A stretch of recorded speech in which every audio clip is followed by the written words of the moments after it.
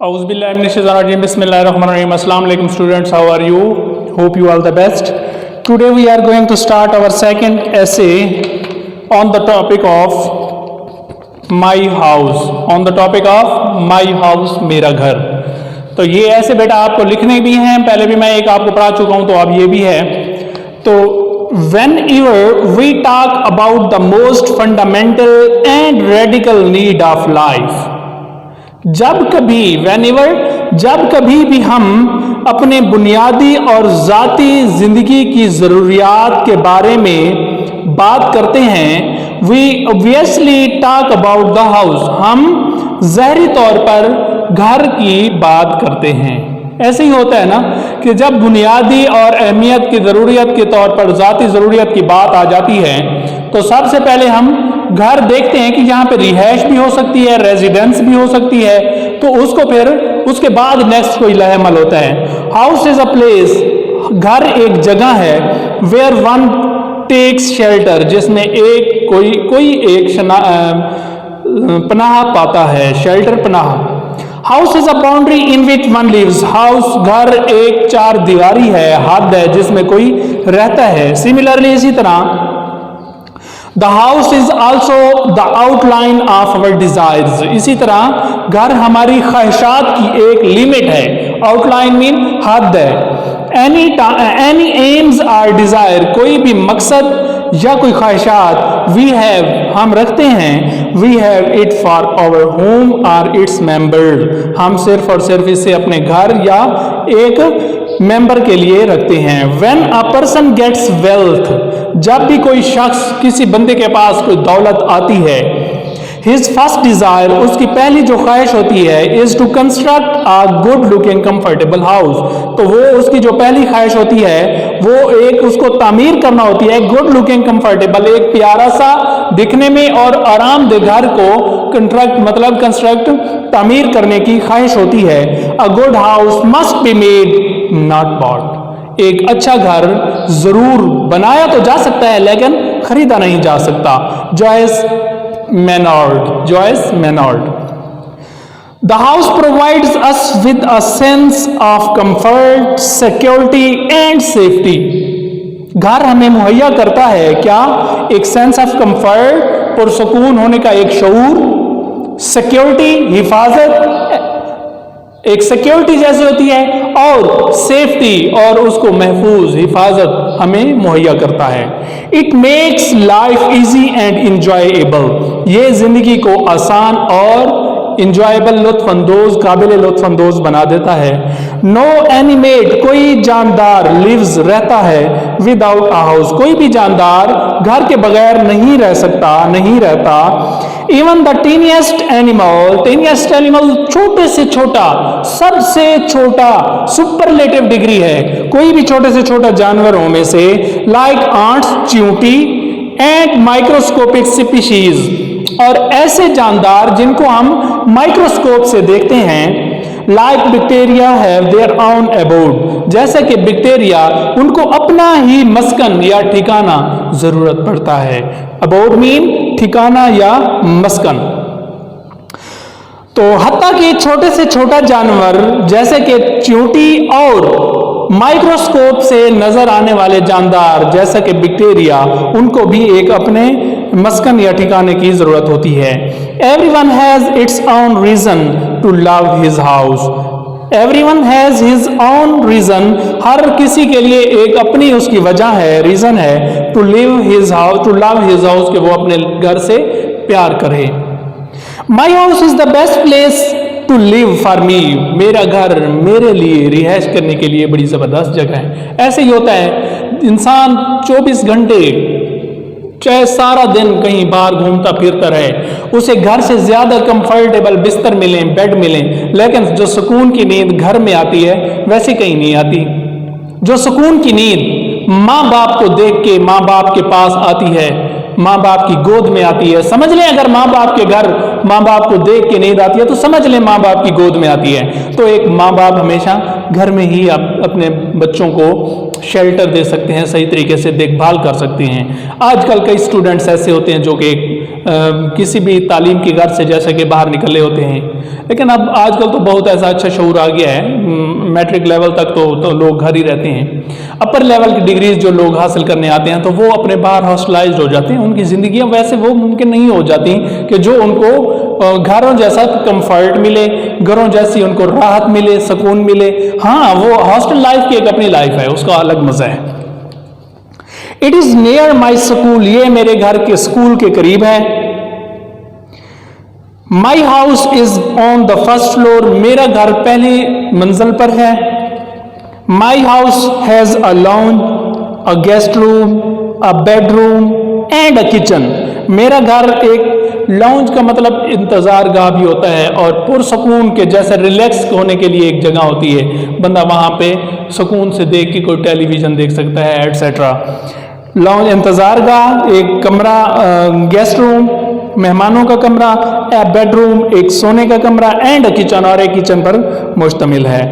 It also has a balcony, balcony का मतलब होता है बरामदा, अपर लोअर बरामदा।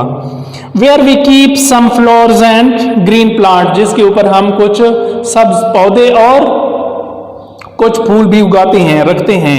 माई house is very beautiful and good looking, मेरा घर बहुत खूबसूरत और अच्छा दिखाई देने वाला है, प्यारा दिखाई देने वाला है। ये हर किसी के घर ऐसा ही होता है कि हर कोई चाहता है कि मेरा घर खूबसूरत हो और हर किसी को अपना घर खूबसूरत लगता है। It's wall is painted in different colours, इसकी जो दीवारें हैं वो मुख्तलिफ किस्म के रंगों से पेंट की गई हैं। The bedroom is painted green, bedroom green paint के साथ पेंट किया हुआ है। The guest room is blue, guest room जो है वो ब्लू कलर के साथ है। And the lounge and kitchen are coloured pink, और जो लाउंज और किचन का जो कलर है वो पिंक कलर के साथ उसको पेंट किया गया है। The bedroom is also my study room, bedroom मेरा स्टडी रूम भी है। I like to study there peacefully and quietly, मैं वहाँ पे स्टडी अपनी सुकून से और खामोशी से तालीम स्टडी करता हूँ, मुताला करता हूँ। इन द लाउंज में the whole family dines together, खाना इकट्ठे खाती हैं, मुकम्मल ख़ानदान, हमारे घर के तमाम ख़ानदान मुकम्मल फैमिली खाना इकट्ठा खाते हैं। It is an old saying that, ये एक पुरानी कहावत है कि ईस्ट और द वेस्ट, मशरिक हो या मगरिब, होम इज़ द बेस्ट, घर बहुत बेहतर है। I am very glad to say that, मैं बहुत खुश हूँ ये कह करके, my house is one of the most beautiful houses in the town, town के बहुत खूबसूरत जगहों में से मेरा घर बहुत खूबसूरत है। It is a simple and modest house, ये एक सादा और जदीद घर है। It is a small one, ये एक छोटा है। But my family and I take care of it, लेकिन मेरा ख़ानदान और मैं इसकी बहुत देखभाल करते हैं। We all love it because, हम तमाम इससे मोहब्बत करते हैं क्योंकि हाउसेज आर बिल्ट, घर तामीर किए जाते हैं, टू लिव रहने के लिए, इन इसमें, and not to look on, बल्कि देखने के लिए नहीं। बहुत बड़ी कहावत है कि घर जो होते हैं वो सिर्फ और सिर्फ रहने के लिए तामीर किए जाते हैं, दिखावे के लिए नहीं। तो इसमें मेरे ख्याल में 2-3 वर्ड्स ऐसे हैं जो मैं आपको थोड़ा सा डिफाइन कर देता हूं। रेडिकल,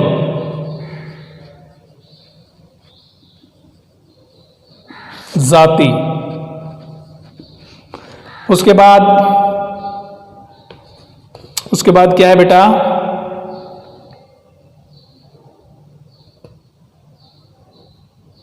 एनिमेट, ये तो आपके खैर बहुत पुराना वर्ड है। जानदार,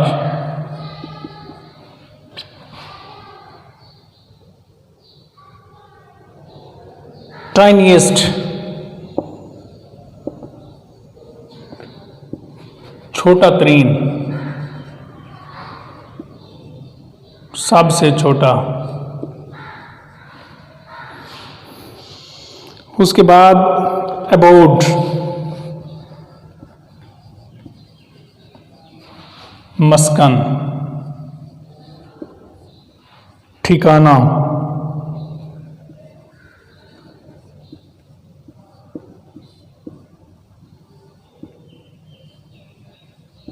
रहन सहन।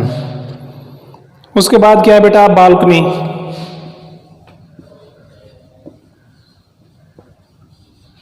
बरामदा।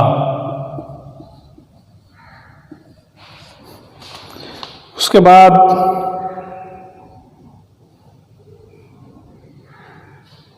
जी, तो ये बेटा आपका सेकंड ऐसे कंप्लीट हुआ।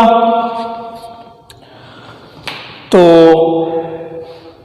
ये आपका रिटन वर्क भी होगा, इसको आपने राइट भी करना है ऐसे को, और बहुत खोशखत करके लिखा करें, क्योंकि हम जितनी मेहनत करते हैं हम इस उम्मीद से करते हैं कि आपको भी इतनी उम्मीद करनी चाहिए।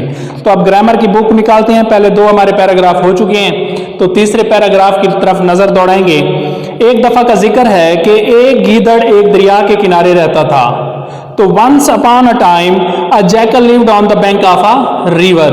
एक दफा का जिक्र है कि एक गीदड़ को जैकल कहते हैं, lived on the bank of a river, दरिया के दूसरे किनारे पर खरबूजे के बहुत से खेत थे। तो there were many fields of melon on the other side, दूसरे किनारे है तो other side of the river. दरिया बहुत गहरा और चौड़ा था। The river was very deep and wide, चौड़ा था, वाइड। गीदड़ जी भरकर खाना चाहता था। The jackal wanted to eat the melons to his fill, जी भरकर। वो दरिया अबूर नहीं कर सकता था। He could not cross the river, नहीं कर सकता था, छोटा था। एक दिन इसने अपने दोस्त ऊंट से कहा, one day he said to his friend camel, अगर तुम मुझे दरिया के दूसरे किनारे ले चलो तो मैं बहुत शुक्रगुजार हूंगा।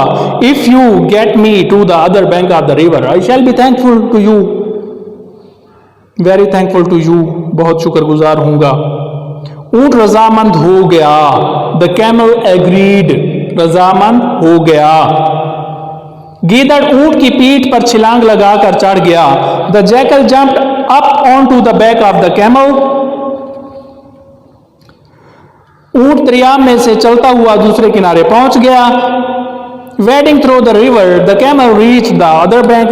वेडिंग थ्रू द रिवर, दरिया से चलता हुआ, दरिया में से गुजरता हुआ कैमल दूसरे किनारे पर पहुंच गया। Wedding through the river the camel reached, पहुंच गया द अदर बैंक। गीदड़ खरबूजों के खेत में घुस गया और मजे से खरबूजे खाने लगा। The jackal entered the melon field and began to eat melons with great delight, जी भरकर, great delight, जी भरकर खाने लगा। ओके, अब चौथा पैराग्राफ है, ये जरा इंपॉर्टेंट है, तेल के बारे में है। जैसे कि आजकल तेल की खपत बहुत खत्म होने वाली है, तो डर है कि चंद साल बाद दुनिया का तेल खत्म हो जाएगा। अब फ्यूचर है, कुछ साल बाद, चंद साल बाद, तो क्या है, there is a fear that the oil of the world will run out in a few years, चंद साल बाद। तो हर मुल्क ये कोशिश कर रहा है कि एवरी कंट्री इज कोशिश कर रहा है कि तेल के मजीद जखीरे दरियाफ्त करे। To discover more reserves of oil. मालूम नहीं कि ये कोशिश किस हद तक कामयाब होगी, मालूम नहीं कि ये कोशिश किस हद तक कामयाब होगी। It is not known how far this struggle will succeed. जरूरत इस बात की है कि the need of the hour is that we should cut down our oil requirements. हम अपनी तेल की जरूरियात को कम करें। जरूरियात इस बात की है कि हम अपनी तेल की खपत को, जरूरियात को कम करें।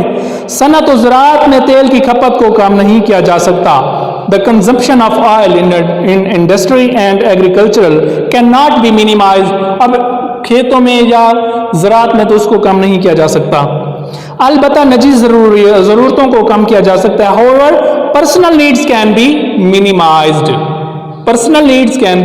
मिनिमाइज्ड। हमें चाहिए कि बाहर से कारों की जगह बसें बरामद करें। हमें चाहिए कि we should import buses in place of cars. बाहर से कारों की जगह बसें बरामद करें।